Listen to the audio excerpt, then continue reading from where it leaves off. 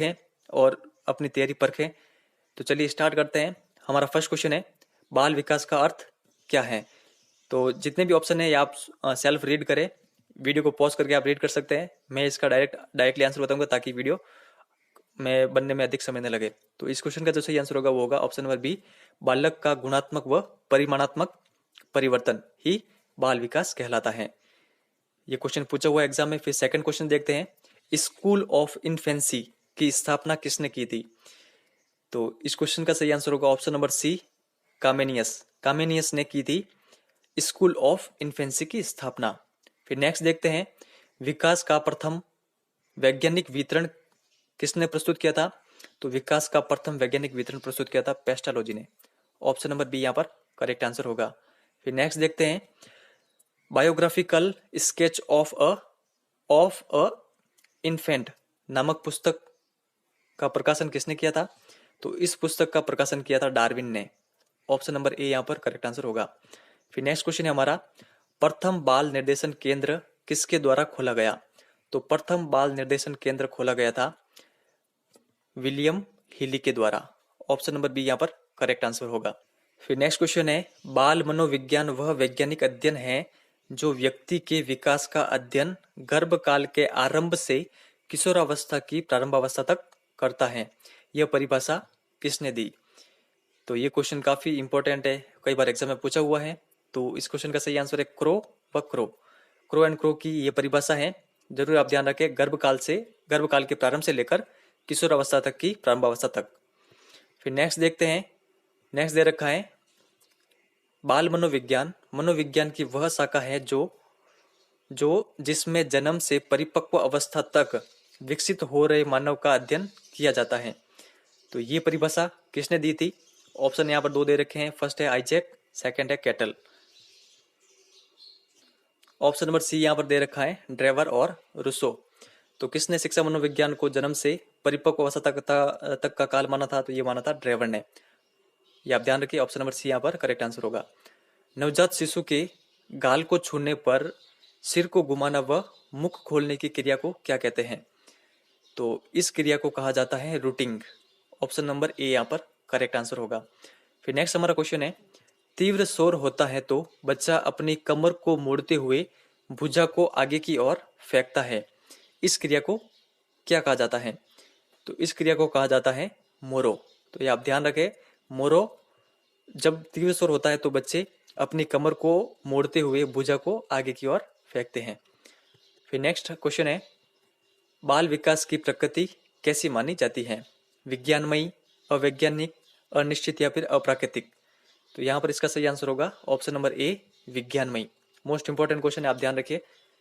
Next question है हमारा, यदि बच्चे के पैर के तलवे को ठोका जाता है तो अथवा किसी अन्य वस्तु से दबाया जाता है तो पैर की अंगुलियां आगे की ओर मुड़ जाती हैं। इस क्रिया को क्या कहते हैं?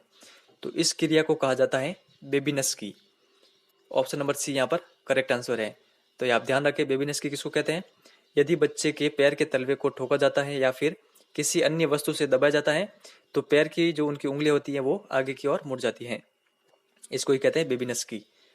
फिर नेक्स्ट क्वेश्चन है, बाल अध्ययन का पिता कौन है? तो बाल अध्ययन का जो पिता है वो है Stanley hall. Most important question है, ऑप्शन नंबर सी इसका सही आंसर है। लेखन संबंधी व्यतिक्रम क्या कहलाता है? तो ये कहलाता है डिस्ग्रेफिया। ऑप्शन नंबर ए यहाँ पर करेक्ट आंसर है। नेक्स्ट क्वेश्चन है हमारा, भोजन संबंधी असामान्य व्यवहार क्या कहलाता है? तो भोजन संबंधी जो असामान्य व्यवहार होता है वो कहलाता है बुलिमिया। ऑप्शन नंबर ए यहाँ पर करेक्ट आंसर होगा। फिर नेक्स्ट क्वेश्चन है, गणितीय गणनाओं संबंधी व्यतिक्रम क्या कहलाता है? तो इसके ऑप्शन देखते हैं। गणितीय गणनाओं संबंधी व्यतिक्रम कहलाता है, क्या कहलाता है? डिस्ग्रेफिया कहलाता है या फिर डिस्प्लेक्सिया, डिस्केकुलिया या फिर डिसलेक्सिया? तो यहाँ पर इसका सही आंसर होगा ऑप्शन नंबर सी, डिस्केकुलिया। तो ये आप ध्यान रखें। फिर नेक्स्ट दे रखा है, बाल विकास की उपयोगिता है। तो बाल विकास की उपयोगिता क्या है? सारे ऑप्शन यहाँ पर पढ़ने होंगे।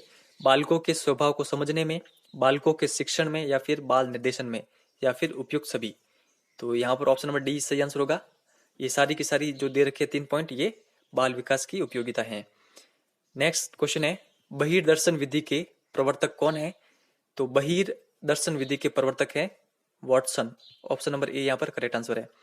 आगे दे रखा है व्यक्ति इतिहास विधि के प्रवर्तक हैं, तो ये कौन है व्यक्ति इतिहास विधि के प्रवर्तक? ये है टाइडमैन। ऑप्शन नंबर बी यहाँ पर करेक्ट आंसर होगा। फिर नेक्स्ट क्वेश्चन दे रखा है गर्भकालीन अवस्थाएं की जो अवस्थाएं होती है वो कितनी होती है? यहाँ पर क्वेश्चन दे रखा है गर्भकालीन अवस्था की कितनी मानी जाती है, यानी जो अवस्थाएं होती है वो टोटल कितनी होती है गर्भकालीन अवस्थाएं? ये होती है 3 अवस्थाएं। ऑप्शन नंबर सी यहाँ पर सही है, जिसमें से यहाँ पर एक ही दे रखी है बीजावस्था। तो यहाँ पर क्वेश्चन दे रखा है बीजावस्था की अवधि कितनी है? तो बीजावस्था की जो अवधि होती है वो होती है 2 सप्ताह। ऑप्शन नंबर ए यहाँ पर करेक्ट आंसर होगा। फिर नेक्स्ट क्वेश्चन दे रखा है भ्रूण अवस्था की अवधि कितनी होती है? तो जो भ्रूण अवस्था की जो अवधि होती है वो होती है 2 से लगाकर 8 सप्ताह तक। ऑप्शन नंबर ए यहाँ पर सही आंसर है। फिर नेक्स्ट क्वेश्चन दे रखा है भ्रूण के शारीरिक अवयवों का निर्माण होता है एक्टोडर्म, मिसोडर्म, एंडोडर्म या फिर उपयुक्त सभी। तो ऑप्शन नंबर डी यहाँ पर सही है, ये तीनों भ्रूण के शारीरिक अवयवों का निर्माण करते हैं। फिर नेक्स्ट दे रखा है त्वचा, बाल, नाड़ी मंडल, दांत व नाखून निर्माण किस परत से होता है? तो इन सभी का जो निर्माण होता है वो होता है एक्टोडर्म परत से। ऑप्शन नंबर ए यहाँ पर करेक्ट आंसर है। फिर नेक्स्ट दे रखा है भ्रूण की मांसपेशियों का निर्माण किस परत से होता है एक्टोडर्म या फिर मिसोडर्म? इसका जो सही आंसर होगा वो होगा ऑप्शन नंबर बी मिसोडर्म। अब आप इसको आसानी से याद रख सकते हैं, मांसपेशियों में आगे आ रहा है माँ और मिसोडर्म में भी माँ और मी, तो इस तरह आप ध्यान रखें मामी। सिंपल ट्रिक बना के आप ध्यान में रखेंगे तो अधिक दिन तक आपको याद रहेगा। तो भ्रूण की मांसपेशियों का जो निर्माण होता है वो होता है किस परत में? मिसोडर्म। क्वेश्चन नंबर 25 है शिशु अवस्था का समय कितना है? जन्म से 14 दिन, जन्म से 5 माह, जन्म से 3 माह या फिर जन्म से 8 माह। अगर एग्जाम में इस तरह का क्वेश्चन पूछ लिया जाए तो इसका सही आंसर होगा ऑप्शन नंबर ए जन्म से 14 दिन शिशु अवस्था का समय होता है। नेक्स्ट दे रखा है बचपन अवस्था का समय कितना कितना माना जाता है? तो बचपन अवस्था का जो समय माना जाता है वो माना जाता है 2 सप्ताह से लगाकर 2 वर्ष तक। काफी इंपॉर्टेंट क्वेश्चन है, तो ये आप ध्यान रखें। ऑप्शन नंबर ए यहाँ पर करेक्ट आंसर होगा। फिर नेक्स्ट दे रखा है शिक्षक शिक्षण प्रक्रिया का कौन सा चर होता है? तो शिक्षक शिक्षण प्रक्रिया का स्वतंत्र चर होता है और जो बालक होता है वो होता है आश्रित चर। ये भी आप ध्यान रखें। और जो पुस्तकें होती है वो होती है मध्यस्थ चर। नेक्स्ट दे रखा है पूर्व बाल्यावस्था की विशेषता क्या है? नवीन पद्धतियां, जिज्ञासा, खिलौनों में रुचि या फिर उपयुक्त सभी। ऑप्शन नंबर डी यहाँ पर सही है, नवीन पद्धतियां और जिज्ञासा, खिलौनों में रुचि ये सभी पूर्व बाल्यावस्था की विशेषताएं होती हैं। नेक्स्ट दे रखा है उत्तर बाल्यावस्था की विशेषता क्या है? फर्स्ट दे रखा है मित्र मंडली या समूह निर्माण, स्वतंत्र होना, आत्मनिर्भर होना या फिर उपयुक्त सभी। तो उत्तर बाल्यावस्था की ये जो दे रखी है ये सभी विशेषताएं होती है, यानी ऑप्शन नंबर डी यहाँ पर करेक्ट आंसर है। जितनी भी इनकी विशेषता है उपनाम है वो आपको ध्यान में होने चाहिए, एग्जाम में क्वेश्चन पूछ जाते हैं। और हमारा लास्ट क्वेश्चन दे रखा है उत्तर बाल्यावस्था और पूर्व किशोरावस्था के बीच का समय क्या कहलाता है? तो उत्तर बाल्यावस्था और पूर्व किशोरावस्था इनके बीच का जो समय कहलाता है वो कहलाता है व्यय संधि अवस्था। ऑप्शन नंबर ए यहाँ पर करेक्ट आंसर है। चलिए स्टार्ट करते हैं। सबसे पहला क्वेश्चन दे रखा है कौन सा विकास का सही सिद्धांत नहीं है? निरंतरता का सिद्धांत, व्यक्तिगत भिन्नता का सिद्धांत, निश्चित दिशा का सिद्धांत, विशिष्ट से सामान्य क्रियाओं का सिद्धांत। तो यहाँ पर इसका सही आंसर क्या होगा? जो ऊपर के तीनों दे रखे हैं ये तीनों विकास के सिद्धांत हैं, जो डी नंबर दे रखा है ये विकास का सिद्धांत नहीं है। अगर ये इस प्रकार होता कि सामान्य से विशिष्ट क्रियाओं का सिद्धांत तो फिर ये सही होता, लेकिन यहाँ पर दे रखा है विशिष्ट से सामान्य क्रियाओं का सिद्धांत, तो ये गलत हो जाता है। तो ऑप्शन नंबर डी यहाँ पर करेक्ट आंसर है, तो ये आप ध्यान रखें। फिर नेक्स्ट देखते हैं। नेक्स्ट क्वेश्चन दे रखा है गर्भावस्था लगभग कितने दिन की होती है? तो गर्भावस्था लगभग 280 दिन की होती है। तो ऑप्शन नंबर सी यहाँ पर सही है, ये आप ध्यान रखें। फिर नेक्स्ट क्वेश्चन देखते हैं नवजात शिशु का औसतन भार कितना होता है? तो नवजात शिशु का औसतन भार होता है 7.5 पाउंड। ऑप्शन नंबर बी यहाँ पर करेक्ट आंसर होगा। फिर नेक्स्ट क्वेश्चन दे रखा है नवजात शिशु की कौन सी ज्ञानेंद्रिया सर्वाधिक विकसित होती है? तो नवजात शिशुओं में गंध नामक जो ज्ञानेंद्रिय होती है वो सबसे अधिक विकसित होती है। फिर नेक्स्ट दे रखा है वॉटसन ने जन्म से बालक में कौन से संवेग माने हैं? प्रेम, क्रोध, भय या फिर उपयुक्त सभी। तो यहाँ पर इसका सही आंसर होगा ऑप्शन नंबर डी, उपयुक्त सभी। प्रेम, भय और क्रोध, ये तीनों संवेग माने हैं जन्म से बालक में वॉटसन ने। नेक्स्ट दे रखा है, बचपन अवस्था में बालक की हड्डियां होती हैं। तो बचपन अवस्था में बालकों में कितनी हड्डियां होती है? ये होती है 270। ऑप्शन नंबर डी यहाँ पर करेक्ट आंसर होगा। फिर नेक्स्ट क्वेश्चन दे रखा है, स्थायी दांत किस वर्ष से निकलना प्रारंभ होते हैं? तो ये होते हैं 6 वर्ष से। ऑप्शन नंबर ए यहाँ पर करेक्ट आंसर होगा। फिर नेक्स्ट क्वेश्चन देखते हैं, शारीरिक विकास को प्रभावित करने वाले कारक कौन से हैं? वंशानुक्रम, आहार, रोग या फिर उपयुक्त सभी। तो ऑप्शन नंबर ए यहाँ पर सही होगा, वंशानुक्रम। अधिकतर स्टूडेंट ने उपयुक्त सही इसका आंसर लगाया होगा, लेकिन इसका सही आंसर है वंशानुक्रम। वंशानुक्रम शारीरिक विकास को प्रभावित करने वाला एक कारक है। नेक्स्ट दे रखा है, मानसिक विकास के महत्वपूर्ण पक्ष क्या हैं? संवेदना, प्रत्यक्षीकरण, उपयुक्त दोनों या फिर उपयुक्त में से कोई नहीं। तो ये दोनों के दोनों मानसिक विकास के महत्वपूर्ण पक्ष होते हैं। तो ऑप्शन नंबर सी यहाँ पर करेक्ट आंसर होगा। नेक्स्ट दे रखा है, ब्रिजेज ने बालकों में जन्म के समय कौन सा संवेग माना है? तो आपके पास दो ऑप्शन है, दो में से आपको अपना आंसर क्लिक करना है।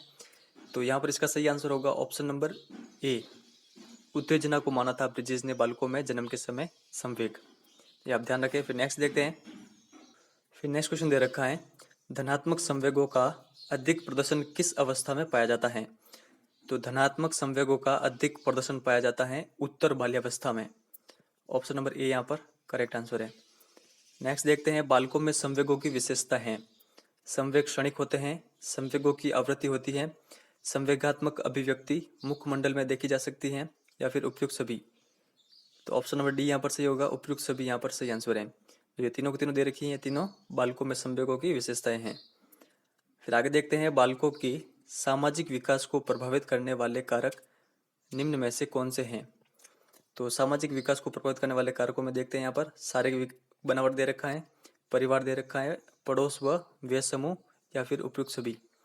तो यहाँ पर ऑप्शन नंबर डी सही है, उपयुक्त सभी। ये तीनों के तीनों यहाँ पर करेक्ट हैं। फिर नेक्स्ट देखते हैं, नेक्स्ट दे रखा है, भाषा की दृष्टिकोण से लगभग, यहाँ पर ये लगभग है, 12 माह में बालक में कौन सा विकास देखा जा सकता है?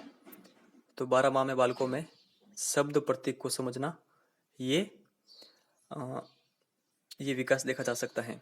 तो ये आप ध्यान रखें। फिर नेक्स्ट देखते हैं, नेक्स्ट दे रखा है, पियाजे के विकासात्मक सिद्धांत के परिप्रेक्ष्य में यदि बालक मानसिक प्रक्रिया को संबोधित करता है तो उसे क्या कहते हैं? तो उसे कहते हैं समावेशन। ऑप्शन नंबर डी यहाँ पर करेक्ट आंसर होगा। फिर आगे दे रखा है, एक अध्यापक या फिर अध्यापिका ने पाया कि एक विद्यार्थी वर्ग बनाने में कठिनाई अनुभव कर रहा है, तो उसने अनुमान लगाया कि वह हीरे का चित्र बनाने में भी कठिनाई अनुभव करेगा। उसने निम्नलिखित में से किस सिद्धांत पर आधारित होकर यह अनुमान लगाया? तो ऑप्शन नंबर ए यहाँ पर दे रखा है, विकास निरंतरीय है। इसके अलावा भी ऑप्शन देखते हैं। ऑप्शन नंबर बी दे रखा है, अलग अलग लोगों में विकास की प्रक्रिया भी अलग अलग होती है। सी नंबर दे रखा है, विकास का एक व्यवस्थित क्रम में होने की प्रवृत्ति से समृद्ध है। ऑप्शन नंबर डी दे रखा है, विकास की प्रक्रिया एक उत्परिवर्तनीय प्रक्रिया है। तो यहाँ पर जो इसका सही आंसर होगा वो ऑप्शन नंबर ए ही होगा। ऑप्शन नंबर ए यहाँ पर दे रखा है, विकास निरंतरीय है। तो एग्जाम में इस तरह के कुछ क्वेश्चन पूछ जाते हैं जो कि माइंड बेसिस होते हैं, तो वहाँ पर आपका दिमाग कितना अच्छे से सोच पाता है वो निर्भर करता है। फिर नेक्स्ट देखते हैं, मानवीय विकास में आनुवंशिकता एवं परिवेश की भूमिका के संदर्भ में निम्नलिखित में से कौन सा कथन समुचित है? तो यहाँ पर आप देख सकते हैं, आप अपना आंसर क्लिक कर सकते हैं। मैं इसका सही आंसर ही बताऊंगा आपको।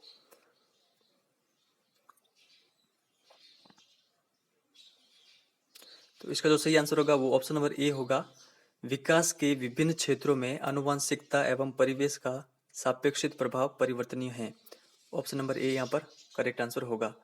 फिर नेक्स्ट देखते हैं, नेक्स्ट दे रखा है, निम्नलिखित में से कौन सा निहितार्थ पियाजे के संज्ञानात्मक विकास की सिद्धांत से निकाला जा सकता है? तो ये निकाला जा सकता है शाब्दिक शिक्षण की आवश्यकता। ऑप्शन नंबर ए यहाँ पर करेक्ट आंसर होगा। फिर आगे देखते हैं, निम्नलिखित में से कौन सा कोहलबर्ग के नैतिक विकास के चरणों का लक्षण है? तो यहाँ पर ऑप्शन दे रखे हैं, तो यहाँ पर इसका जो सही आंसर होगा वो होगा ऑप्शन नंबर ए, सभी संस्कृतियों से समृद्ध चरणों की सार्वभौमिक श्रृंखला। तो ये आप ध्यान रखें। फिर नेक्स्ट क्वेश्चन देखते हैं, बच्चे के संज्ञानात्मक विकास हेतु उत्तम स्थान है? तो कौन सा है? खेल का मैदान है, सभागार है, या फिर घर है, या फिर विद्यालय एवं कक्षा का वातावरण है? तो संज्ञानात्मक विकास हेतु उत्तम स्थान होता है विद्यालय व कक्षा का वातावरण। नेक्स्ट देखते हैं, संकल्पना की व्यवस्थित प्रस्तुति विकास के निम्नलिखित किन सिद्धांतों के साथ संबंधित हो सकती है? वीडियो को पॉज करके आप जितने भी ऑप्शन दे रखे हैं वो जरूर पढ़ें, तभी आपको पता चलेगा। तो जो इसका जो सही आंसर होगा वो होगा ऑप्शन नंबर डी, विकास सापेक्ष रूप से क्रमित होता है। तो ये आप ध्यान रखें। फिर नेक्स्ट क्वेश्चन देखते हैं, निम्न में से कौन सा विकास का सिद्धांत नहीं है? विकास लंबवत, यहाँ पर न है, लंबवत न होकर वर्तालुकार होता है, विकास क्रमबद्ध होता है, विकास निरंतर होता है, विकास मशीनी प्रक्रिया है। तो यहाँ पर कौन सा सही नहीं है वो बताना है। ऑप्शन नंबर डी यहाँ पर सही नहीं है, विकास मशीनी प्रक्रिया है, ये गलत है। बाकी ऊपर के जो सभी सही है। मनोविज्ञान के अनुसार बाल विकास की कौन सी अवस्था सबसे जटिल व सबसे कठिन है? तो मनोविज्ञान के अनुसार बाल विकास की सबसे जटिल व सबसे कठिन अवस्था है किशोरावस्था। ऑप्शन नंबर बी यहाँ पर करेक्ट आंसर होगा। नेक्स्ट देखते हैं, विकास के परिप्रेक्ष्य में समय के साथ होने वाले परिवर्तनों में निम्न में से क्या शामिल है? रूप, दर, अनुक्रम या फिर उपयुक्त सभी? तो यहाँ पर ऑप्शन नंबर डी सही है, उपयुक्त सभी, ये सभी शामिल है। फिर नेक्स्ट दे रखा है, विकास शुरू होता है, विकास कब से शुरू होता है? तो विकास शुरू होता है प्रसवपूर्ण अवस्था से। तो ऑप्शन नंबर बी यहाँ पर करेक्ट आंसर होगा। फिर नेक्स्ट क्वेश्चन दे रखा है, पियाजे के अनुसार संज्ञानात्मक विकास के किस चरण पर बच्चा वस्तु स्वामित्व को प्रदर्शित करता है? तो जो जीन पियाजे ने संज्ञानात्मक विकास का सिद्धांत दिया था उसको कितने भागों में बांटा था? 4 भागों में। और यहाँ पर किस चरण में बच्चा वस्तु स्वामित्व को प्रदर्शित करता है वो आपको बताना है। तो ऑप्शन नंबर यहाँ पर सी सही होगा, संवेदी प्रेरक चरण में। नेक्स्ट देखते हैं, बाल विकास की परिभाषा का अध्ययन क्षेत्र है जो, तो यहाँ पर ऑप्शन दे रखे हैं, इनको आप वीडियो को पॉज करके रीड कर सकते हैं। इसका सही आंसर ऑप्शन नंबर डी, किसी बच्चे के संज्ञानात्मक, सामाजिक तथा दूसरे सामर्थ्यों के क्रमिक विकास के लिए उत्तरदायी रहेगा। फिर नेक्स्ट देखते हैं, मानवीय मूल्यों जो प्राकृतिक में सर्वाधिक हैं के विकास का अर्थ है? तो ये होता है अभिव्यक्ति। ऑप्शन नंबर डी यहाँ पर सही है, मानवीय मूल्य जो प्राकृतिक में सर्वाधिक हैं के विकास का अर्थ है अभिव्यक्ति। फिर नेक्स्ट देखते हैं, चरित्र का विकास होता है इच्छा शक्ति के द्वारा, बर्ताव व व्यवहार के द्वारा, नैतिकता के द्वारा या फिर उपयुक्त सभी? तो ऑप्शन नंबर डी यहाँ पर सही है, उपयुक्त सभी। इन तीनों के द्वारा चरित्र का विकास होता है। नेक्स्ट दे रखा है लास्ट क्वेश्चन 60 नंबर, पियाजे के अनुसार विकास की पहली अवस्था जन्म से लगभग 2 वर्ष तक के दौरान बच्चा सबसे बेहतर सीखता है। तो क्या सीखता है, किसके द्वारा सीखता है? तो ये सीखता है इंद्रियों के प्रयोग द्वारा। ऑप्शन नंबर डी यहाँ पर सही होगा। ये काफी इंपॉर्टेंट है पियाजे का जो अवधारणाओं का विकास मुख्य रूप से किसका हिस्सा है? तो अवधारणाओं का जो विकास होता है वो मुख्य रूप से हिस्सा होता है बौद्धिक विकास का। ऑप्शन नंबर ए यहाँ पर करेक्ट आंसर है।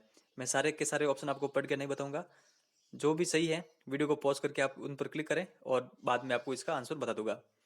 फिर नेक्स्ट देखते हैं, मानव विकास कुछ विशेष सिद्धांतों पर आधारित होता है, निम्नलिखित में से कौन सा मानव विकास का सिद्धांत नहीं है? अनुक्रमिकता, सामान्य से विशिष्ट, प्रतिवर्ती या निरंतरता? तो यहाँ पर ऑप्शन नंबर सी सही है, प्रतिवर्ती, ये मानव विकास का सिद्धांत नहीं है। तो ये तीनों ऑप्शन जो दे रखे हैं ये तीनों के तीनों मानव विकास के सिद्धांत हैं। और भी जितने भी सिद्धांत है वो आपको पता होना चाहिए, सिद्धांतों के क्वेश्चन कई बार एग्जाम में पूछे गए हैं। नेक्स्ट देखते हैं, निम्न में से पियाजे के अनुसार बौद्धिक विकास का निर्धारक तत्व नहीं है, नहीं है तो कौन सा नहीं है? ऑप्शन नंबर ए यहाँ पर सही होगा, सामाजिक संचरण। तो ये आप ध्यान रखें। बाकी अनुभव और संतुलनीकरण जो है ये निर्धारक तत्व होते हैं बौद्धिक विकास में। फिर नेक्स्ट देखते हैं, संज्ञानात्मक विकास निम्न में से किसके द्वारा समर्थित होता है? तो यहाँ पर वीडियो को पॉज करके आप ऑप्शन पढ़ सकते हैं। मैं आपको इसका डायरेक्टली आंसर बताता हूँ। इसका सही आंसर होगा ऑप्शन नंबर डी। सहयोगात्मक की अपेक्षा व्यक्तिक गतिविधियों पर अधिक ध्यान केंद्रित करना। तो ये आप ध्यान रखें। फिर नेक्स्ट क्वेश्चन की ओर चलते हैं। नेक्स्ट क्वेश्चन दे रखा है मानव विकास है। मानव विकास होता है, ये होता है मात्रात्मक व गुणात्मक दोनों। Option number D. नेक्स्ट देखते हैं शिक्षण का विकासात्मक परिप्रेक्ष्य शिक्षकों से यह मांग करता है कि वे, तीन ऑप्शन यहाँ पर दे रखे हैं, इन तीनों में से सही आंसर यहाँ पर छुपा है। तो यहाँ पर ऑप्शन नंबर ए यहाँ पर सही होगा। विकासात्मक कारकों के ज्ञान के अनुसार अनुदेशन युक्तियों का अनुकरण करें। तो ये इसका सही आंसर है। तो ये आप ध्यान रखिए। फिर नेक्स्ट और आगे की ओर चलते हैं। फिर नेक्स्ट यहाँ पर देखते हैं योग्यता व योग्यता समूहीकरण के परिप्रेक्ष्य में निम्नलिखित में से कौन सा कथन सत्य है। ये जितने भी क्वेश्चन है ये तर्क शक्ति के आधार पर है, ये फैक्चुअल नहीं है। और एग्जाम में, रीट एग्जाम में तो स्पेशली इसी प्रकार के क्वेश्चन अधिक देखने को मिलते हैं। तो यहाँ पर जो इस क्वेश्चन का सही आंसर होगा वो होगा ऑप्शन नंबर बी। विभिन्न योग्यताओं वाले समूहों को ग्रहण करने के लिए अध्यापकों को बहुस्तरीय शिक्षण को अपनाना चाहिए। तो ये इसका सही आंसर होगा। फिर नेक्स्ट आगे चलते हैं। आगे दे रखा है निम्नलिखित में से कौन सा कौशल भावात्मक बुद्धि से संबंधित नहीं है। तो भावात्मक बुद्धि से संबंधित कौन सा यहाँ पर कौशल नहीं है। तो ऑप्शन नंबर ए देखते ही आपको पता चल गया होगा, भावनाओं की आलोचना। ये तो हो ही नहीं सकता, तो ऑप्शन नंबर ए इसका सही आंसर होगा। फिर नेक्स्ट आगे चलते हैं। आगे दे रखा है आकलन प्रक्रिया के दौरान देविका की उत्तेजना ऊर्जापूर्ण होती है जबकि राजेश की उत्तेजना अनुत्साही। इन दोनों के भावात्मक अनुभवों का अंतर किससे संबंधित है, किससे संबंध है। तो ये होता है अनुकूलन का स्तर से संबंधित। ठीक है, ऑप्शन नंबर ए यहाँ पर सही होगा, ये आप ध्यान रखें। फिर नेक्स्ट आगे की ओर चलते आगे दे रखा है निम्नलिखित में से कौन सा निरीक्षण हार्वर्ड गार्डनर के बहुविध बुद्धि सिद्धांत का समर्थन करता है। तो यहाँ पर ये दोनों ऑप्शन आप रीड कर लें, फिर हम दो ऑप्शन और देखते हैं।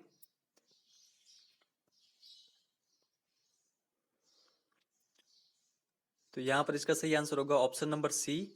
मस्तिष्क के एक भाग में हुई केवल किसी एक विशिष्ट योग्यता को प्रभावित करती है, न कि संपूर्ण को। तो ये आप ध्यान रखें। नेक्स्ट आगे की ओर चलते आगे दे रखा है मनुष्य के जीवन प्रयत्न चलने वाली प्रक्रिया का क्या नाम है। तो जीवन प्रयत्न चलने वाली जो प्रक्रिया होती है उसको विकास कहा जाता है। ऑप्शन नंबर बी यहाँ पर सही होगा। फिर नेक्स्ट क्वेश्चन की ओर चलते हैं। नेक्स्ट दे रखा है परिमाण संबंधी परिवर्तनों को क्या कहा जाता है। तो जो परिमाण संबंधी परिवर्तन होते हैं उनको कहते हैं अभिवृद्धि। ऑप्शन नंबर ए यहाँ पर करेक्ट आंसर है। नेक्स्ट दे रखा है आकार, लंबाई, ऊंचाई, भार में होने वाले परिवर्तन को किस नाम से जाना जाता है। तो ये जाना जाता है अभिवृद्धि के नाम से। ऑप्शन नंबर ए यहाँ पर करेक्ट आंसर होगा।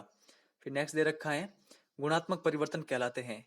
तो जो गुणात्मक परिवर्तन होते हैं वो क्या कहलाते हैं। तो गुणात्मक परिवर्तन कहलाते हैं विकास। ऑप्शन नंबर बी यहाँ पर करेक्ट आंसर है। नेक्स्ट दे रखा है शारीरिक परिवर्तनों को क्या कहा जाता है। तो अभी हमने ऊपर देखा था लंबाई बढ़ना, भार का बढ़ना, वो क्या कहलाता है, वो एक तरह से शरीर में वो परिवर्तन ही हो रहा है, उसको कहते थे अभिवृद्धि। तो यहाँ पर भी अभिवृद्धि इसका सही आंसर होगा, यानी ऑप्शन नंबर ए यहाँ पर सही है। शारीरिक परिवर्तनों को अभिवृद्धि के नाम से जाना जाता है।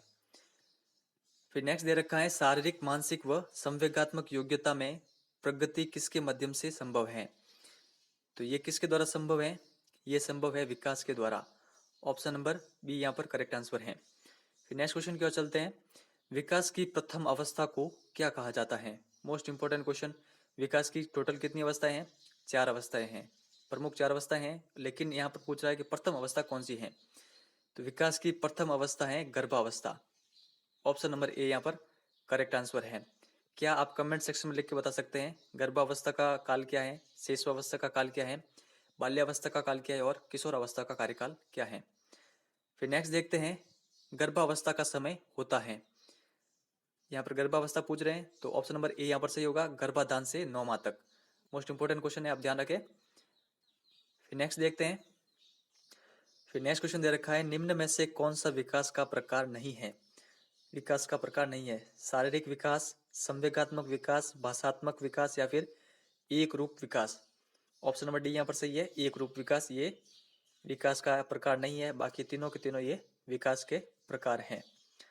नेक्स्ट दे रखा है विकास किस क्रम में संपन्न होता है। Most important question. विकास जो संपन्न होता है वो होता है सिर से पैर की ओर। ऑप्शन नंबर ए यहाँ पर सही होगा। विकास किन क्रियाओं की ओर संपन्न होता है। तो विकास हमेशा सामान्य से विशिष्ट की ओर संपन्न होता है। ऑप्शन नंबर ए। नेक्स्ट दे रखा है विकास के विषय में कौन सा कथन सत्य माना जाता है। तो विकास के संबंध में सत्य कथन माना जाता है विकास परस्पर संबंधित होता है। बाकी जो ऊपर के दो ऑप्शन है ये गलत हैं। फिर नेक्स्ट देखते हैं। नेक्स्ट दे रखा है विकास के विषय में सत्य कथन कौन सा है। तो विकास के विषय में सत्य कथन कौन सा है। विकास लंबवत होता है, ये गलत है। विकास वर्तालुकार नहीं होता है, ये भी गलत है। विकास लंबवत न होकर वर्तालुकार होता है। ऑप्शन नंबर सी यहाँ पर करेक्ट आंसर होगा। नेक्स्ट दे रखा है शेषावस्था का समय माना जाता है। तो यहाँ पर अकॉर्डिंग टू ऑप्शन इसका सही आंसर क्या होगा। तो शेषावस्था का जो समय माना जाता है वो माना जाता है जन्म से 5 से 6 वर्ष तक। ठीक है, ऑप्शन नंबर सी यहाँ पर सही है। और जो हमने हमारा जो फर्स्ट वीडियो था उसमें भी शायद इसी प्रकार का क्वेश्चन पूछा गया था, लेकिन ऑप्शन में वहां पर कुछ अलग थे। तो ऑप्शन के अकॉर्डिंग आपको क्लिक करना है। फिर नेक्स्ट आगे की ओर चलते। आगे दे रखा है जीवन का सर्वाधिक महत्वपूर्ण काल किस अवस्था को कहा जाता है। तो जीवन का सर्वाधिक महत्वपूर्ण काल कहा जाता है शेष अवस्था को। ऑप्शन नंबर ए यहाँ पर करेक्ट आंसर है। नेक्स्ट दे रखा है बालक अनुकरण द्वारा किस अवस्था में सीखता है। तो बालक अनुकरण के द्वारा किस अवस्था में सीखता है, ये सीखता है शेषावस्था में। ऑप्शन नंबर ए यहाँ पर करेक्ट आंसर होगा। फिर नेक्स्ट दे रखा है बालक की हड्डियों का तीव्र गति से विकास किस अवस्था में होता है। तो हड्डियों का जो विकास तीव्र गति से होता है वो होता है शेषावस्था में। ऑप्शन नंबर ए। नेक्स्ट दे रखा है जन्म के समय शिशुओं में हड्डियों की संख्या कितनी होती है। तो जन्म के समय शिशुओं में हड्डियों की संख्या होती है 270। नेक्स्ट दे रखा है जन्म के समय बालक के मस्तिष्क का भार कितना होता है। तो बालक के मस्तिष्क का भार होता है 350 ग्राम। ऑप्शन नंबर ए। जन्म के समय शिशु की लंबाई लगभग कितनी होती है। तो जन्म के समय शिशु की लंबाई होती है 19 से लगाकर 20 इंच के लगभग। ऑप्शन नंबर बी यहाँ पर करेक्ट आंसर होगा। नवजात शिशुओं का भार लगभग कितना होता है। तो वीडियो को पॉज करके आप जितने भी ऑप्शन दे रखे हैं वो पढ़ सकते हैं। मैं आपको डायरेक्टली आंसर बताऊंगा। इस क्वेश्चन का सही आंसर है ऑप्शन नंबर सी। 2700 से 3600 ग्राम के मध्य होता है नवजात शिशुओं का भार। तो ऑप्शन नंबर सी यहाँ पर करेक्ट आंसर है। फिर नेक्स्ट दे रखा है शिशु कष्ट अथवा भूख लगने पर किस समय में रोककर अभिव्यक्ति करना सीखता है। तो ये करता है शिशु प्रथम माह में। तो ऑप्शन नंबर बी यहाँ पर करेक्ट आंसर है। फिर नेक्स्ट देखते हैं किस माह में शिशु दोनों हाथों से पकड़ने की कोशिश करता है। तो ऑप्शन नंबर सी यहाँ पर करेक्ट आंसर है चौथे माह में। तो ये आपको ध्यान रखना है। फिर नेक्स्ट क्वेश्चन दे रखा है 4-5 शब्द शिशु कब बोलना सीखता है। इसके ऑप्शन देखते हैं। छठे माह में, 8वें माह में, 9वें माह में या फिर 12वें माह में। तो शिशु 4-5 शब्द सीखता है 12वें माह तक। ऑप्शन नंबर डी यहाँ पर करेक्ट आंसर होगा। काफी इंपॉर्टेंट क्वेश्चन है, आपको ध्यान रखने हैं और फैक्चुअल क्वेश्चन है। आप चाहे तो 30 में से 30 ये इसमें नंबर ला भी सकते हैं अगर आपकी तैयारी अच्छी है तो। नेक्स्ट दे रखा है जन्म के समय शिशु में स्थित संवेग कौन सा होता है। प्रेम, भय, प्रेम व भय, प्रेम, भय, हर्ष व ईर्ष्या। तो जन्म के समय शिशु में कौन सा संवेग होता है, ये होता है प्रेम व भय का संवेग। ऑप्शन नंबर सी यहाँ पर करेक्ट आंसर है। पिछले वीडियो में हमने डिस्कस किया था कि वॉटसन ने जन्म के समय शिशु में कौन कौन से संवेग बताए थे। उनमें से 2 ये थे। एक और था संवेग जो वॉटसन ने बताया था, वो कौन सा है तो वो आप कमेंट सेक्शन में जरूर बताएं। अगर आप फर्स्ट बार ये वीडियो देख रहे हैं तो कमेंट सेक्शन में आप देख सकते हैं जो स्टूडेंट रिप्लाई करता है इसका सही आंसर, नहीं तो मैं आपको कमेंट सेक्शन में बता दूंगा। फिर नेक्स्ट क्वेश्चन दे रखा है किस अवस्था में शिशु को समूह का सदस्य बनना अच्छा लगता है। तो यहाँ पर ऑप्शन नंबर सी सही है। 4 वर्ष की आयु में, 4 वर्ष की आयु में शिशु को समूह का सदस्य बनना अच्छा लगता है। फिर नेक्स्ट दे रखा है वृद्धि और विकास की तीव्र गति किस अवस्था में संपन्न होती है। तो वृद्धि और विकास की तीव्र गति संपन्न होती है यहाँ पर ऑप्शन नंबर ए सही है शेषावस्था में। फिर नेक्स्ट दे रखा है शेषावस्था की विशेषता कौन सी है? दूसरों पर निर्भरता, आत्मगौरवता की भावना, संवेगात्मक अस्थिरता या फिर उपयुक्त सभी। तो ऑप्शन नंबर डी यहाँ पर सही है, उपयुक्त सभी। ये तीनों की तीनों विशेषताएं होती है शेषावस्था की, तो आपको ध्यान रखनी है। नेक्स्ट देखते हैं फिर बाल्यावस्था का समय कौन सा माना जाता है? तो बाल्यावस्था का समय माना जाता है 6 से 12 वर्ष। ऑप्शन नंबर सी यहाँ पर करेक्ट आंसर होगा। यथार्थता की प्रवृत्ति किस अवस्था में जागृत होती है? तो यथार्थता की जो प्रवृत्ति होती है वो बाल्यावस्था में जागृत होती है। ऑप्शन नंबर बी यहाँ पर करेक्ट आंसर है। किस अवस्था में बालक के विकास गति कुछ धीमी हो जाती है?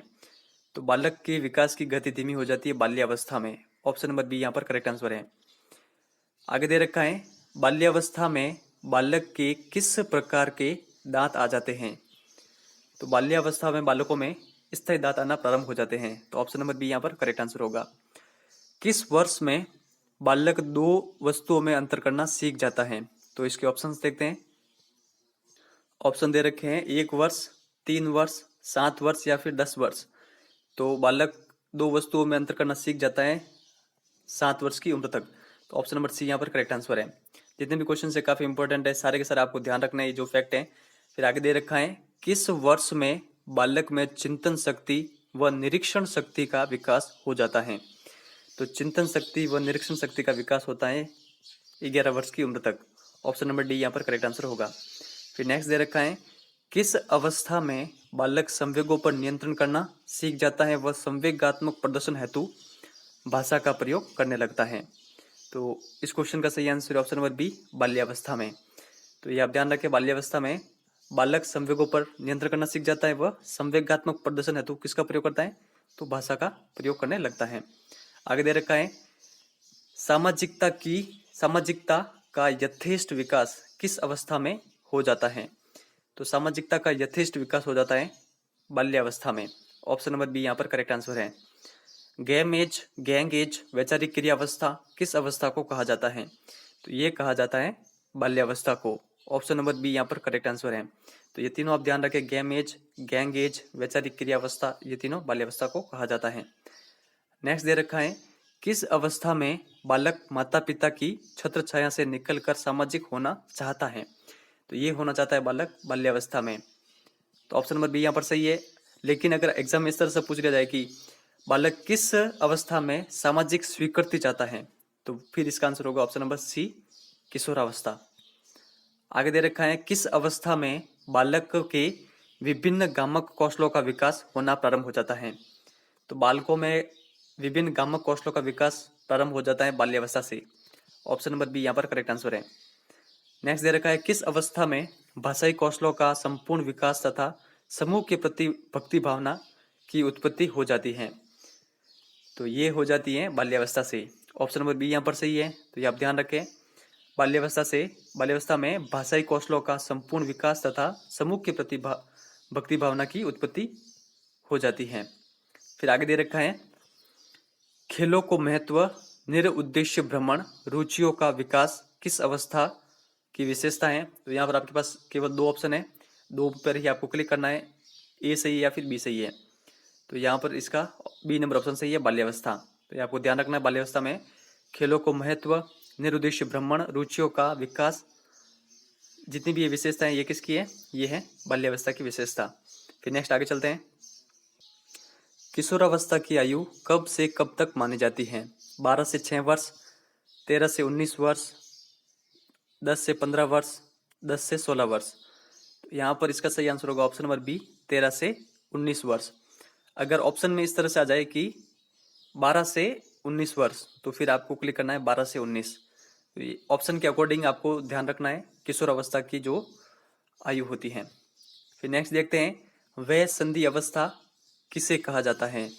शैशव अवस्था को कहा जाता है या फिर बाल्यावस्था को या फिर किशोर अवस्था को या फिर प्रौढ़ावस्था को? तो वह संधि अवस्था कहा जाता है किशोर अवस्था को। ऑप्शन नंबर सी यहाँ पर करेक्ट आंसर है। नेक्स्ट देखते हैं स्वर्णकाल, बसंत ऋतु, तूफानों व झंझावतों की अवस्था किस अवस्था को कहा जाता है? शैशवावस्था, बाल्यावस्था, किशोर अवस्था या फिर प्रौढ़ावस्था? ऑप्शन नंबर सी यहाँ पर सही है, किशोर अवस्था को। तो किशोर अवस्था के अन्य नाम है स्वर्णकाल, बसंत ऋतु, तूफानों व झंझावतों की अवस्था। तो ये आपको ध्यान रखना है। फिर नेक्स्ट देखते हैं, नेक्स्ट दे रखा है बालक का चहुमुखी विकास किस अवस्था में होता है। यहाँ पर 4 अवस्था दे रखी है। कौन सा इसका सही आंसर है? इसका सही आंसर है ऑप्शन नंबर सी, किशोर अवस्था। तो ये आप ध्यान रखें, किशोर अवस्था बालकों का चहुमुखी विकास की अवस्थाएं हैं, विकास की अवस्था है। नेक्स्ट दे रखा है सर्वाधिक विकास किस अवस्था में होता है। शेषवावस्था, बाल्यावस्था, किशोर अवस्था या फिर प्रौढ़ावस्था। तो सर्वाधिक विकास होता है किशोर अवस्था में, ऑप्शन नंबर सी यहाँ पर सही है। लेकिन अगर एग्जाम में इस तरह पूछ लिया जाए कि किस अवस्था में सबसे तीव्र गति से विकास होता है, तो फिर शेषवावस्था इसका आंसर होगा। नेक्स्ट दे रखा है बुद्धि का अधिकतम विकास किस अवस्था में संपन्न होता है। तो बुद्धि का अधिकतम विकास संपन्न होता है किशोर अवस्था में, ऑप्शन नंबर सी यहाँ पर करेक्ट आंसर है।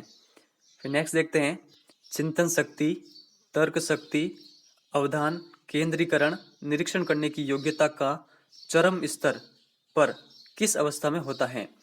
तो ये होता है किशोर अवस्था में, ऑप्शन नंबर सी यहाँ पर सही है।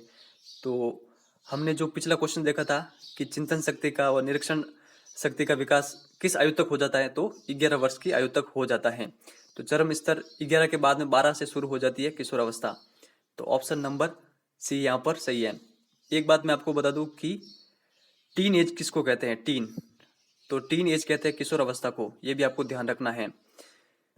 फिर नेक्स्ट देखते हैं, नेक्स्ट दे रखा है संवेगात्मक रूप से संवेदनशीलता किस अवस्था में सर्वाधिक होती है। तो संवेगात्मक रूप से संवेदनशीलता सर्वाधिक रूप से होती है किशोर अवस्था में, ऑप्शन नंबर सी यहाँ पर करेक्ट आंसर है। फिर नेक्स्ट देखते हैं, नेक्स्ट दे रखा है और ये हमारा लास्ट क्वेश्चन है 90 से 120 तक। तो यहाँ पर दे रखा है विपरीत समूह के प्रति मित्रता, सामाजिक उत्तरदायित्व को जानना, स्वतंत्रता की भावना आदि किस अवस्था की विशेषताएं हैं। शेषवावस्था, बाल्यावस्था, किशोर अवस्था या फिर प्रौढ़ावस्था। तो इस क्वेश्चन का सही आंसर है ऑप्शन नंबर सी, ये विशेषताएं होती है किशोर अवस्था की। विपरीत समूह के प्रति मित्रता, यानी लड़का के लड़की के प्रति, लड़की के लड़के के प्रति, सामाजिक उत्तरदायित्व को जानना, स्वतंत्रता की भावना, ये सभी विशेषताएं होती है किशोर अवस्था की। तो जितनी भी विशेषताएं हैं, चाहे वो शेषवावस्था की हो, बाल्यावस्था की हो, किशोर अवस्था की हो, तो वो आपको अच्छे से पढ़नी है। एग्जाम में कई बार क्वेश्चन पूछे जाते हैं और इनके जो जो भी उपनाम है वो भी आपको ध्यान में रखने हैं और इनसे रिलेटेड जो परिभाषाएं होती है वो भी आपको ध्यान में रखनी है। पूर्त सक्रियात्मक अवस्था का समय काल निम्नलिखित में से कौन सा है। तो थोड़ा सा मैं आपको रिवाइज कर लेता हूँ जीन पियाजे का। जीन पियाजे ने संज्ञानात्मक विकासवाद की टोटल अवस्थाएं बताई थी, 4 अवस्थाएं, और जो उनकी थर्ड अवस्था थी, थर्ड अवस्था का नाम है मूर्त सक्रियात्मक अवस्था। तो ये आपको ध्यान रखना है। और इसका जो समय काल बताया था जीन पियाजे ने, वो बताया था 7 से लगाकर 11 वर्ष के मध्य, ऑप्शन नंबर सी यहाँ पर करेक्ट आंसर है। ये आपको ध्यान रखना है। फिर नेक्स्ट देखते हैं, नेक्स्ट दे रखा है वस्तुओं को पहचानना। ये जितनी भी टर्म्स आ रही है ये आपको ध्यान रखनी है। वस्तुओं को पहचानना, उनमें विभेदीकरण करना, वर्गीकरण द्वारा समझना, यह क्षमता किस अवस्था में विकसित हो जाती है। तो ये विकसित हो जाती है मूर्त सक्रियात्मक अवस्था में, जो कि जीन पियाजे के संज्ञानात्मक विकासवाद की थर्ड अवस्था है। तो ये आप ध्यान रखें, जितनी भी ऊपर टर्म्स दे रखी है, वस्तुओं को पहचानना, उनमें विभेदीकरण करना, वर्गीकरण द्वारा समझना। फिर नेक्स्ट देखते हैं चिंतन क्रमबद्ध एवं तर्क संगत पियाजे द्वारा प्रतिपादित किस अवस्था में हो जाता है। तो चिंतन क्रमबद्ध व तर्कसंगत हो जाता है मूर्त सक्रियात्मक अवस्था में। तो यहाँ पर option number B correct answer है। नेक्स्ट दे रखा है बालक यथार्थ की दुनिया को किस अवस्था में प्रारंभ कर देता है। तो बालक यथार्थ की दुनिया को प्रारंभ कर लेता है थर्ड तृतीय अवस्था में। तो ऑप्शन नंबर सी यहाँ पर सही है। तो ये आप ध्यान रखें। नेक्स्ट देखते हैं विभिन्न वस्तुओं में स्पष्ट अंतर बताने की क्षमता किस अवस्था में प्रारंभ हो जाती है। तो विभिन्न वस्तुओं में स्पष्ट अंतर बताने की क्षमता प्रारंभ हो जाती है मूर्त सक्रियात्मक अवस्था में, ऑप्शन नंबर बी यहाँ पर करेक्ट आंसर है। फिर नेक्स्ट देखते हैं स्थूल रूप से प्रत्यय निर्माण बालक किस अवस्था में करता है। तो स्थूल रूप से बालक प्रत्यय निर्माण प्रारंभ कर लेता है, ऑप्शन नंबर थर्ड यहाँ पर सही है, तृतीय अवस्था में। फिर नेक्स्ट देखते हैं जीन पियाजे द्वारा प्रतिपादित तृतीय अवस्था का नाम क्या है। यहाँ पर ऑप्शन 3 दे रखे हैं और इसका आंसर आपको कमेंट सेक्शन में देना है। अभी मैंने आपको ऊपर इसका आंसर बता दिया था, तो काफी सिंपल क्वेश्चन है, कमेंट सेक्शन में इसको जरूर अटेम्प्ट करें। फिर नेक्स्ट देखते हैं, चतुर्थ अवस्था का समय कितने वर्ष से कितने वर्ष तक के मध्य होता है। तो जीन पियाजे ने अपने संज्ञानात्मक विकासवाद के सिद्धांत में चतुर्थ अवस्था का जो समय बताया था वो बताया था 11 से 15 वर्ष के मध्य। ऑप्शन नंबर डी यहाँ पर करेक्ट आंसर होगा। फिर नेक्स्ट देखते हैं, समस्त संपत्तियों का समुचित विकास किस अवस्था में होता है। तो समस्त संपत्तियों का समुचित विकास हो जाता है चतुर्थ अवस्था तक। तो ऑप्शन नंबर डी यहाँ पर करेक्ट आंसर है। फिर नेक्स्ट देखते हैं, भाषा योग्यता व संप्रेषणशीलता का समुचित विकास किस अवस्था में हो जाता है। तो भाषा योग्यता व संप्रेषणशीलता का समुचित विकास हो जाता है चतुर्थ अवस्था तक। तो ऑप्शन नंबर डी यहाँ पर करेक्ट आंसर होगा। जितनी भी ये टर्म्स आ रही है आपको ध्यान रखनी है, एग्जाम में पूछ ली जाती है अक्सर। फिर नेक्स्ट देखते हैं, ये भी काफी इंपॉर्टेंट है, तो ये भी आपको ध्यान रखना है, जैसे कि निरीक्षण है, अवलोकन है, परीक्षण, प्रयोग आदि द्वारा उचित निष्कर्ष निकालने की क्षमता किस अवस्था में उत्पन्न हो जाती है। अब एग्जाम में आपको कुछ भी एक दे सकते हैं, जैसे कि परीक्षण दे दिया कि परीक्षण द्वारा उचित निष्कर्ष निकालने की क्षमता किस अवस्था में उत्पन्न हो जाती है, या फिर निरीक्षण दे सकते हैं, अवलोकन दे सकते हैं। तो ये सभी आपको ध्यान रखना है, निरीक्षण, अवलोकन, परीक्षण और प्रयोग। तो इस क्वेश्चन का जो सही आंसर होगा वो होगा ऑप्शन नंबर डी, चतुर्थ अवस्था में। नेक्स्ट देखते हैं, स्मरण शक्ति का सर्वाधिक विकास एवं रटने पर आधारित न होकर तर्क पर आधारित किस अवस्था में हो जाती है। तो यहाँ पर इसका सही आंसर होगा ऑप्शन नंबर सी, औपचारिक सक्रियात्मक अवस्था या फिर अमूर्त सक्रियात्मक अवस्था। और जो जीन पियाजे की संज्ञानात्मक विकासवाद की जो चतुर्थ अवस्था है उसका यही नाम है, ठीक है। तो ये आप ध्यान रखें। प्रथम अवस्था कौन सी थी, प्रथम अवस्था थी संवेदी पेशी अवस्था, सेकंड थी पूर्व सक्रियात्मक अवस्था, थर्ड मूर्त सक्रियात्मक अवस्था, और चतुर्थ ये औपचारिक सक्रियात्मक या फिर अमूर्त सक्रियात्मक अवस्था। तो ये आपको ध्यान रखनी है, इंपॉर्टेंट है। फिर नेक्स्ट देखते हैं, नेक्स्ट दे रखा है, सृजन, निर्माण एवं अमूर्त चिंतन किस अवस्था में उत्पन्न हो जाता है। तो चतुर्थ अवस्था का नाम ही अमूर्त चिंतन से शुरू होता है, अमूर्त से। तो यहाँ पर क्या आंसर सही होगा, सही आंसर होगा ऑप्शन नंबर डी, चतुर्थ अवस्था। नेक्स्ट देखते हैं, समस्या समाधान की योग्यता का विकास किस अवस्था में हो जाता है। तो समस्या समाधान की योग्यता का जो विकास हो जाता है वो हो जाता है चतुर्थ अवस्था में। ऑप्शन नंबर डी यहाँ पर सही है।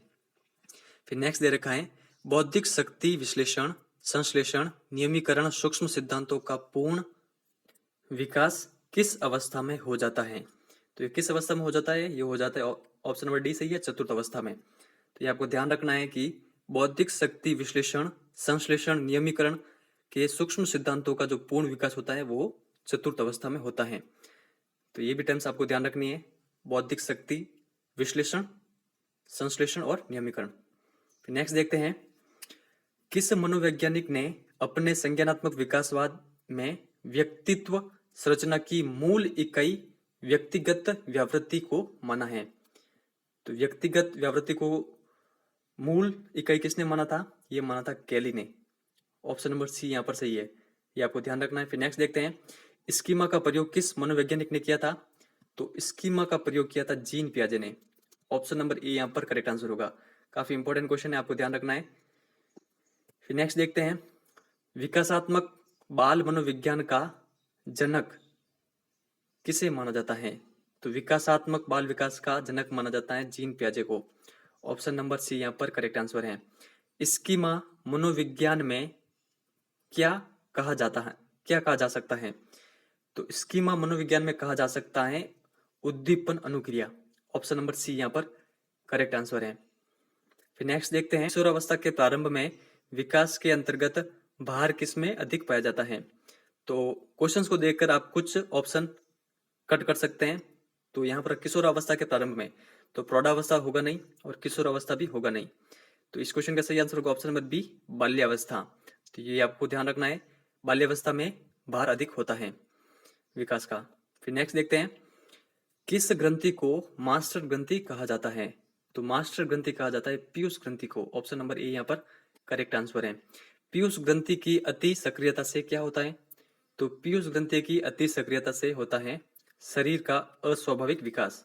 ऑप्शन नंबर बी यहाँ पर करेक्ट आंसर है। फिर नेक्स्ट दे रखा है, थायराइड ग्रंथि का मुख्य कार्य क्या है। शरीर की सक्रियता बनाना, कार्टिजोल हार्मोन उत्पन्न करना, भोजन को ऊर्जा में बदलना, या फिर उपयुक्त सभी। तो ऑप्शन नंबर सी यहाँ पर सही होगा, थायराइड का जो मुख्य कार्य होता है वो होता है भोजन को ऊर्जा में बदलना। नेक्स्ट दे रखा है एंड्रोजन हार्मोन स्रावित होता है, तो किस में स्रावित होता है? ये होता है पुरुषों में। ऑप्शन नंबर ए यहाँ पर करेक्ट आंसर है। फिर नेक्स्ट देखते हैं किशोर अवस्था में हड्डियों की संख्या कितनी हो जाती है? तो ये हो जाती है 206। ऑप्शन नंबर बी यहाँ पर करेक्ट आंसर है। बालक की जनन ग्रंथियों का विकास किस अवस्था में हो जाता है? तो ये हो जाता है ऑप्शन नंबर सी किशोर अवस्था में। ये आपको ध्यान रखना है। फिर नेक्स्ट दे रखा है सर्वाधिक शारीरिक विकास किस अवस्था में संपन्न होता है? तो सर्वाधिक शारीरिक विकास संपन्न होता है किशोर अवस्था में। ऑप्शन नंबर सी यहाँ पर सही है।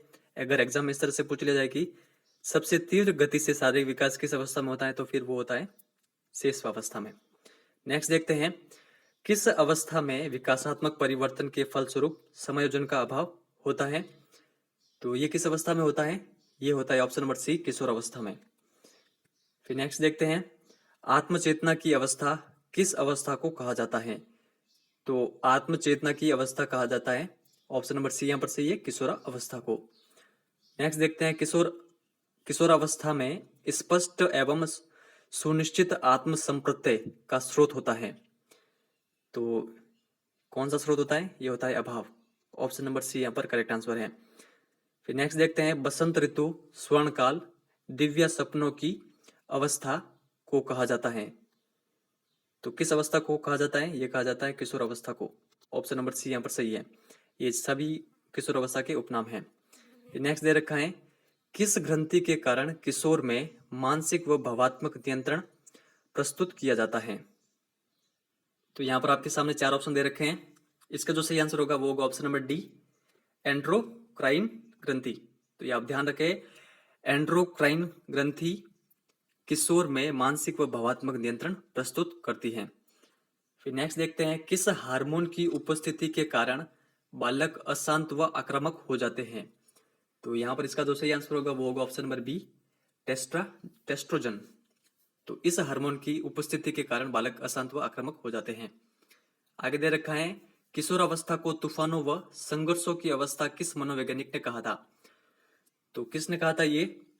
यहाँ पर इसका सही आंसर होगा option number B Stanley Hall ने। तो ये आप ध्यान रखें, स्टेनले हॉल ने क्या कहा था? तूफानों व संघर्षों की अवस्था। किशोर अवस्था को कठिन काल किस मनोवैज्ञानिक ने कहा था? तो ये कहा था ऑप्शन नंबर ए किलपैट्रिक ने। नेक्स्ट देखते हैं किशोर अवस्था को व्यक्तिगत व घनिष्ठ मित्रता की अवस्था किसने कहा था? तो यहां पर इसका सही आंसर होगा ऑप्शन नंबर डी वैलेंटाइन ने। फिर नेक्स्ट देखते हैं जब बालक सामाजिक वातावरण के साथ निरंतर अंतरक्रिया करते हुए विकास को प्राप्त करता है तो उसे क्या कहते हैं? तो इसको कहा जाता है ऑप्शन नंबर सी सामाजिक विकास। फिर नेक्स्ट देखते हैं किशोर अवस्था की विशेषता है तीव्र शारीरिक परिवर्तन, संवेगों का तीव्र प्रवाह, आत्मचेतना की प्रादुर्भाव या फिर उपयुक्त सभी। तो यहाँ पर ऑप्शन नंबर डी सही है, उपयुक्त सभी। ये सभी विशेषता होती है किशोर अवस्था की। फिर नेक्स्ट देखते हैं वे समूह के सक्रिय सदस्य बालक किस अवस्था में होते हैं? तो वे समूह के सक्रिय सदस्य बालक होते हैं किशोर अवस्था में। ऑप्शन नंबर सी यहाँ पर सही है। फिर हमारा लास्ट क्वेश्चन है समूह के प्रति भक्ति व श्रद्धा किस अवस्था में देखी जा सकती है? तो समूह के प्रति भक्ति व श्रद्धा किशोर अवस्था में देखी जा सकती है। ऑप्शन नंबर सी यहाँ पर करेक्ट आंसर